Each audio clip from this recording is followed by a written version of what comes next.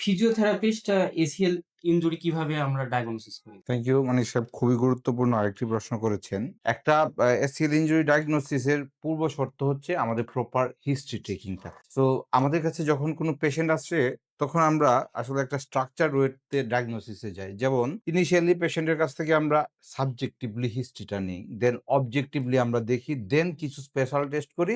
যদি লাগে ইনভেস্টিগেশন করি। যেমন সাবজেক্টিভলি আমরা জিজ্ঞাসা করি যে পেশেন্টের ইনজুরির ধরনটা কি? পেইন প্যাটার্নটা কি? কি করলে ব্যথাটা বাড়ে? কি করলে ব্যথাটা কমে? অ্যাগ্রিভেটিং ফ্যাক্টর, ইজিং ফ্যাক্টর। সো এগুলো আমরা নোট ডাউন করলাম। দেন আমরা অবজেক্টিভলি চেক করি। সো আমাদের কাছে যখন পেশেন্টটা আসতেছে তখন থেকেই কিন্তু ডায়াগনোসিস শুরু। পেশেন্টটা কি প্যাটার্নে হেঁটে আসতেছে?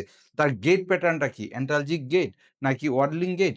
সো এইটা আমরা অবজার্ভ করি। যখন আমাদের কাছে আসলো দেন নি জয়েন্টটাকে এক্সপোজ করলাম। এক্সপোজ করে সোয়েলিং আছে কিনা এটা একটু চেক করি। রেডনেস আছে কিনা এটা চেক করি। দেন আমরা আ মুভমেন্টটা চেক করি। হ্যাঁ? অ্যাক্টিভ রেঞ্জ অফ মোশনটা কেমন আছে? প্যাসিভলি কেমন আছে? সো ইনফিল্ডটা কেমন আছে? ক্যাপসুলার প্যাটার্ন পজিটিভ আছে কি নাই? সো এগুলা চেক করার পরে দেন আমরা অক্সফোর্ড মাসল গ্রেডিং স্কেল অনুযায়ী মানে আ ম্যানুয়ালি আমরা মাসলটা টেস্ট করি যে কেমন muscle grading power. So according to 5 সে 1, 2, 3 এটা এভাবে আমরা দেখি। দেখার পরে যেটা হয় আমরা মোটামুটিভাবে একটা সামারাইজ করতে কিছু পারি আরকি। স্পেশাল টেস্ট হ্যাঁ।